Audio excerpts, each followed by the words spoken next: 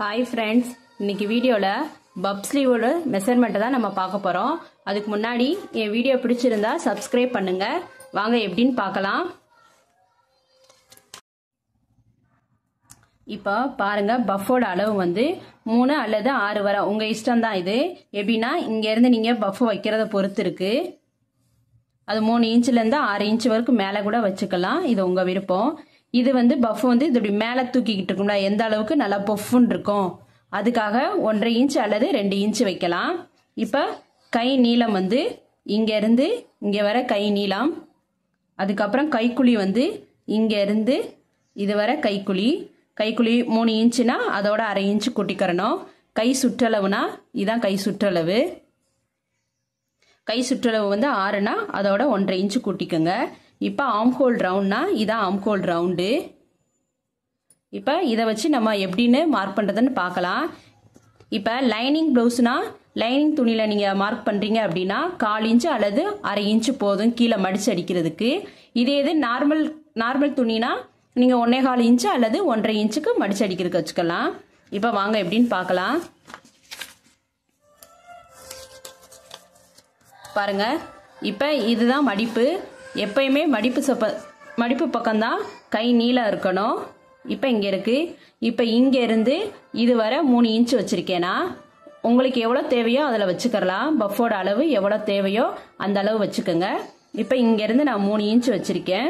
3 inch வச்சுட்டு mark பண்ணிக்கோங்க. அதோட இங்கே வந்து இப்போ இது வந்து நார்மல் ப்ளவுஸ்னா 1.25 இன்ச்சு 1.5 இன்ச்சு. இதே இது லைனிங் ப்ளவுஸ்னா இங்கே 1/2 இன்ச்சு அல்லது 1/4 இன்ச்சு விட்டுக்கலாம். இப்போ இங்கே 1/4 இன்ச்சுக்கு மார்க் பண்ணிட்டு அதுக்கு மேலே இருந்து கை நீளம் எடுத்துக்கோங்க. கை நீளம் இங்கே இருந்து இங்கே வர அளவு எடுத்திருக்கேன். இது கை நீளம்.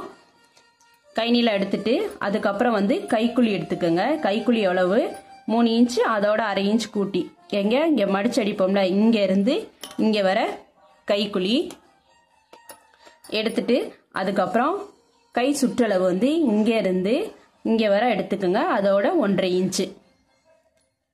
அதே மாதிரி இங்கே ஆம் ஹோல் ரவுண்டு இங்கே இருந்து 7 இன்ச்சு அதோட 1.5 இன்ச்சு. இது ரெண்டையும் மார்க் பண்ணிக்கோங்க.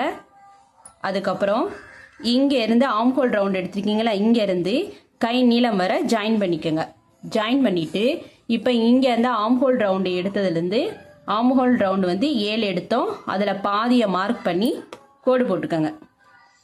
கோடு போட்டு நடு சென்டரில் வச்சு இங்கே இருந்து 1/2 இன்ச்சு வச்சு இப்போ பாருங்கள், அதுக்கு முன்னாடி இங்கேருந்து 1/2 இன்ச்சு வச்சு நடு சென்டரில் வச்சு 1/2 இன்ச்சு மார்க் பண்ணிக்கோங்க. இங்கே இருந்து 1 இன்ச்சுக்கு மார்க் பண்ணிக்கோங்க.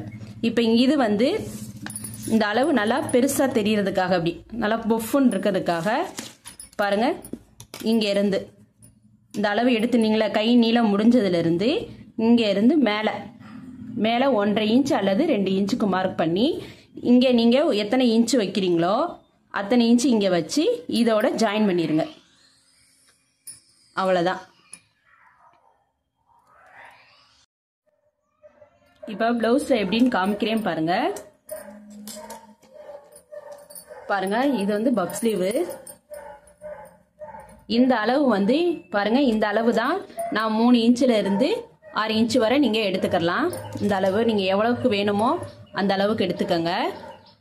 இப்போ இப்படி தூக்கிக்கிட்டு இருக்கணும் அப்படின்னா, இப்படி மேலே இப்படி தூக்கிக்கிட்டு இருக்கணும்னா 1.5 அல்லது 2 இன்ச்சுக்கு வச்சுக்கலாம்.